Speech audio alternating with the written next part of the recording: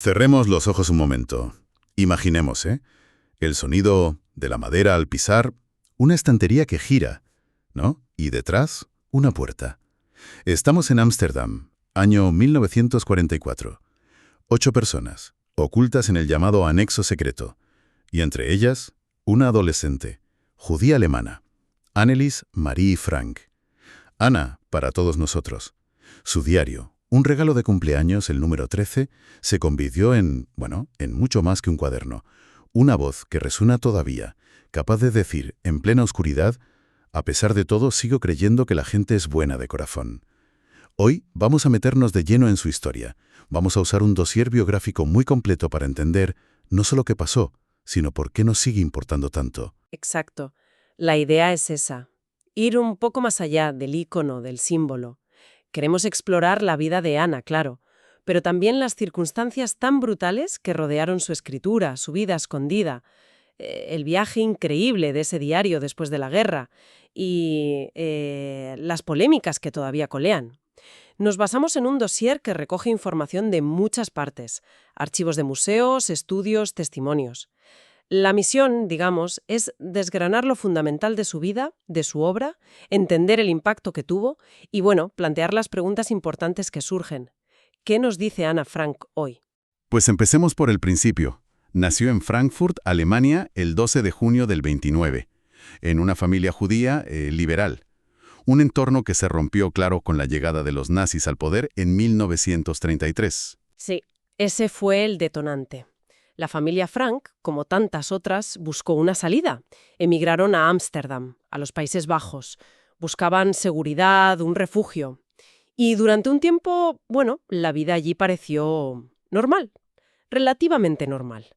Pero la amenaza estaba ahí. Y esa amenaza se hizo real con la invasión alemana de los Países Bajos, mayo de 1940. A partir de ahí, la vida para los judíos se fue complicando muchísimo. Sí, fue progresivo pero implacable. Leyes antijudías que iban limitando todo. Dónde vivir, dónde trabajar, estudiar, incluso a qué hora salir a la calle. La persecución iba a más. Y el punto de inflexión para los Frank llegó en julio del 42. La citación para Margot, su hermana mayor. Eso era. A ver, recibir una citación de los alemanes en ese momento significaba, casi seguro, la deportación, a campos de trabajo que eran, en realidad, otra cosa. Ante eso, no había mucha opción, ¿no? Ninguna. Fue la señal. Otto Frank, el padre, ya tenía un plan B, digamos. Lo había preparado con discreción. Pasar a la clandestinidad, esconderse. Y lo hicieron en el famoso anexo secreto, un espacio que habilitaron detrás en el edificio de Prinsengracht 263, donde estaba la empresa de Otto, Opekta. Y no estaban solos allí. Luego llegó otra familia, los Van Pels, Hermann, Auguste y su hijo Peter, que Ana en el diario llama a los Van Daan, ¿verdad? Eso es. Y más tarde, un dentista, Fritz Pfeffer, al que llamó Albert Dussel. 8 personas, en un espacio mínimo, durante más de 2 años. Es casi inimaginable sobrevivir así. Casi. Y habría sido imposible sin ayuda de fuera. Hubo un grupito de empleados y amigos de Otto. Miep Gies, Beb Boskoil, Johannes Kleiman, Víctor Kugler. Ellos fueron sus protectores. Se jugaron la vida todos los días. Les llevaban comida, noticias, libros, todo. Su valor fue, fundamental. Y en medio de todo eso, el encierro, el miedo constante, la rutina forzada, Ana encontró una válvula de escape, un confidente, su diario. Se lo habían regalado por su cumple, el 12 de junio del 42, justo unas semanas antes de esconderse. Sí, y ese diario al que llamó Kitty fue mucho más que un simple desahogo.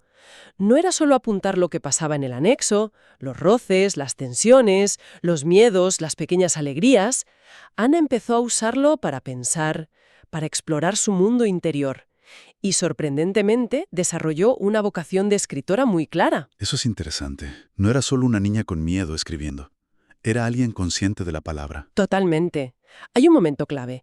En marzo del 44, oye por la radio clandestina, claro, un mensaje del ministro holandés en el exilio, Bolkestein, que pedía a la gente que guardara diarios y cartas de la ocupación, para publicarlos después de la guerra. Y eso a Ana le impactó muchísimo. ¿Y qué hizo entonces? Pues se puso a reescribir sus entradas anteriores, a pulirlas.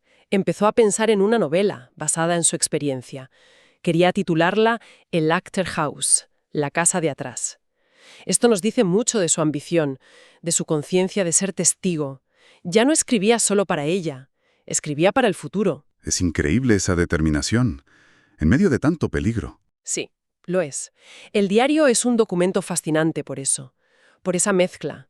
Es el testimonio íntimo de un adolescente, con todo lo que eso implica. La sexualidad, el cuerpo, los líos familiares, el primer amor con Peter Van Pels, pero todo visto a través del filtro de la persecución, del encierro. Y a la vez encuentras reflexiones de una madurez increíble, sobre la guerra, la gente, la esperanza. Una voz que escribía, quizás, sintiendo que el tiempo se acababa. Su última entrada es del 1 de agosto de 1944. Sí, justo 3 días antes de que los detuvieran. En ella reflexiona sobre sí misma, sobre sus dos Anas, la alegre, que enseña al mundo, y la más profunda, la seria. Y acaba con una frase muy conmovedora sobre querer cambiar. Algo como, estoy tratando de encontrar un modo de llegar a ser lo que me gustaría ser. Una búsqueda de identidad que quedó cortada de raíz.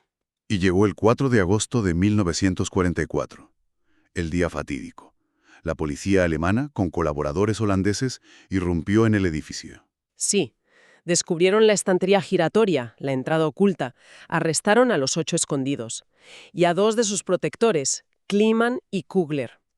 Y aquí, claro, surge una de las grandes preguntas de esta historia. ¿Cómo los encontraron? Durante mucho tiempo se pensó que fue una delación, una traición. Esa fue la teoría principal durante décadas, sí, y se intentó mucho buscar a un culpable. Sin éxito, la verdad. Hubo incluso una investigación reciente, en 2022, muy sonada, que apuntaba a un notario judío, Arnold Vandenberg. Se basaba en una copia anónima de una nota que Otto Frank recibió después de la guerra. Pero eso se cuestionó mucho, ¿no? Muchísimo. Historiadores expertos, el propio NIOD, el Instituto Holandés de Estudios de Guerra y Genocidio, la desmontaron. Señalaron que no había pruebas sólidas, que se basaba en suposiciones, que la prueba principal era muy débil. El libro que lo contaba se retiró en Holanda. O sea, a día de hoy no hay ninguna prueba de que hubiera una delación, ni de quién podría haber sido. Entonces, si no hay pruebas de delación, ¿qué otra opción se baraja? La otra posibilidad, que ganó fuerza con un estudio de la propia casa de Ana Frank en 2016, es que fuera casualidad. Parece que la policía podía estar investigando en ese edificio otras cosas, fraude con cupones de racionamiento, trabajo ilegal, cosas no relacionadas con los escondidos. Y es posible que en esa redada dieran con el anexo por azar. Así que seguimos sin saberlo seguro. No, no lo sabemos. Hay que ser muy prudentes. La casa de Ana Frank no descarta ninguna vía, ni delación ni hallazgo fortuito, pero admite que para la primera faltan pruebas. La incertidumbre sigue ahí. Es un recordatorio de que la historia a veces tiene huecos imposibles de llenar. Después del arresto, el destino fue terrible. Primero, Westerbork, el campo de tránsito en Holanda. Y desde allí, el 3 de septiembre del 44, la deportación. Sí. En uno de los últimos trenes que salieron de Westerbork hacia Auschwitz-Birkenau, en Polonia. Al llegar, la selección brutal. Otto Frank fue separado de su mujer y sus hijas. Ana, Margot y su madre, Edith, fueron al campo de mujeres de Birkenau. Ana ya no volvió a ver a su padre. Y el horror no acabó ahí. En octubre del 44, con los soviéticos avanzando, evacuaron a Ana y Margot de Auschwitz. Las llevaron a Bergen-Belsen, en Alemania, un campo que, sobre todo al final de la guerra, era un infierno. Hacinamiento, hambre, enfermedades. Las condiciones higiénicas eran, bueno, inexistentes. Y allí murieron las dos hermanas. Sí, víctimas de una epidemia de tifus, el tifus exantemático transmitido por piojos que arrasó el campo. Primero murió Margot y muy poquito después Ana. Durante mucho tiempo se dijo que murieron en marzo del 45, justo antes de la liberación del campo en abril. Pero esa fecha también se ha corregido. Correcto. La casa de Ana Frank hizo una investigación muy detallada, publicada en 2015. Analizaron testimonios de supervivientes que estuvieron con ellas, registros de cómo avanzó la epidemia y llegaron a la conclusión de que es mucho más probable que murieran antes, seguramente en febrero de 1945. La fecha exacta es imposible saberla, por el caos de esos meses, pero febrero es la estimación más sólida ahora mismo.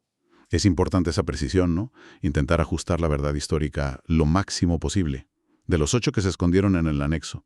Solo sobrevivió Otto Frank. Lo liberaron los soviéticos en Auschwitz en enero del 45. Su mujer, Edith, había muerto allí unas semanas antes. Los Van Pels y Fritz Pfeiffer murieron todos, en distintos campos o en las marchas de la muerte. La vuelta de Otto a Ámsterdam tuvo de ser tremenda. Saberse el único que quedaba del grupo, de su familia. Terrible, sí. Pero en medio de ese dolor recibió algo inesperado. Miep Gis, una de las protectoras, había sido muy valiente. Después del arresto, recogió los cuadernos de Ana, los papeles sueltos que quedaron en el anexo. Los guardó, con la esperanza de devolvérselos a Ana. Cuando se confirmó que Ana y Margot habían muerto, se los dio a Otto.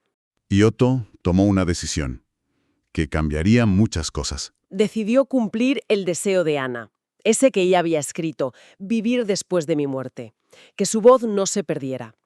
Se puso a transcribir, a seleccionar, a editar los textos. Imagina el dolor. Y el 25 de junio de 1947 salió la primera edición en holandés, Het Achterhuis. Y a partir de ahí el diario empezó a viajar. Francia, Alemania en 1950, inglés en el 52. Hoy está en más de 70 idiomas. Es un referente mundial. Un fenómeno, sí. Pero claro, al ser tan conocido, tan simbólico, también ha sido atacado. Grupos negacionistas han intentado decir que no era auténtico. ¿Y cómo se ha demostrado que sí lo es? Pues con ciencia y rigor. Lo fundamental fue la edición crítica del diario, que publicó el NIO de 1986. Un trabajo enorme. No solo compararon al detalle las dos versiones que escribió Ana, la A, más espontánea, y la B, la que ella reescribió, sino que hicieron análisis forenses del papel, la tinta, la letra. ¿Y confirmaron la autenticidad? Sin ninguna duda, científicamente. Demostraron que los manuscritos eran de Ana Frank y que los escribió mientras estaba escondida. Eso zanjó el debate académico y desmontó las mentiras. Y además, esa edición crítica y otras que vinieron después, como la versión definitiva, hicieron algo más. Recuperaron trozos que Otto Frank había quitado en las primeras ediciones. ¿Qué tipo de trozos? Pues fragmentos que Otto consideró en su momento demasiado íntimos o quizás problemáticos. Reflexiones de Ana sobre su sexualidad, sobre su cuerpo, también críticas, a veces muy directas, a su madre o a otros del anexo. Su inclusión no cambia lo esencial del diario, pero sí nos da un retrato de Ana más completo. Más real. Nos deja verla menos como un icono perfecto y más como la adolescente que era. Compleja, observadora. Exacto. Vemos a la escritora que se estaba formando. Con su mirada aguda, sus contradicciones, su voz sin filtros. Nos ayuda a entender mejor cómo maduró intelectual y emocionalmente en esas condiciones tan extremas. Después de todo este recorrido por su vida, su escritura, las polémicas, ¿cuál dirías que es la clave? Porque este diario de una adolescente escondida hace 80 años sigue teniendo esa fuerza hoy. Yo creo que está en esa mezcla única de lo personal y lo universal.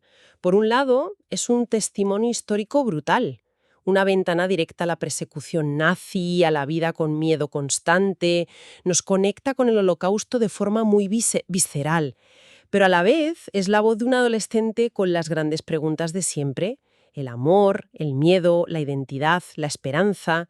Son temas que van más allá de la época y el lugar, y esa mezcla de documento histórico y exploración humana universal le da una potencia que sigue viva, sigue interpelando. Y sitios como la casa de Ana Frank en Ámsterdam ayudan a mantener esa memoria tangible, claro. Hemos viajado desde su infancia, la huida, esos 2 años largos en el anexo donde su voz se hizo escritura, hasta el horror de los campos y, al final, el legado increíble de sus palabras.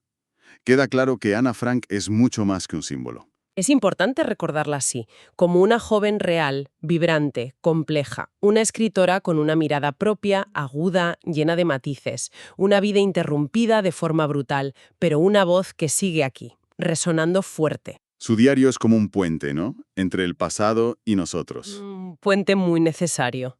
Su valor no es solo histórico, es ético. Nos enfrenta al prejuicio, a la discriminación, a las consecuencias del odio. Pero también nos habla de resiliencia, de buscar la humanidad hasta en el infierno, de la importancia de la empatía, de la responsabilidad de cada uno. Nos deja pensando, ¿sí? Nos deja con preguntas importantes. Por ejemplo, esa tensión tan fuerte entre la fe en la bondad que Ana intenta mantener y la crueldad que sufrió. ¿Cómo nos ayuda su historia a entender esa dualidad humana, esa capacidad para lo peor y para lo mejor? Y hoy, cuando todavía oímos ecos de odio e intolerancia, ¿qué significa de verdad mantener viva su memoria? Más allá de solo recordar, quizás también, pensando en esa duda sobre su arresto, ¿cómo influyen esas zonas grises de la historia en cómo construimos la memoria colectiva? ¿Qué aprendemos de eso? Son preguntas que el diario de Ana Frank nos sigue haciendo, nos invita a seguir reflexionando.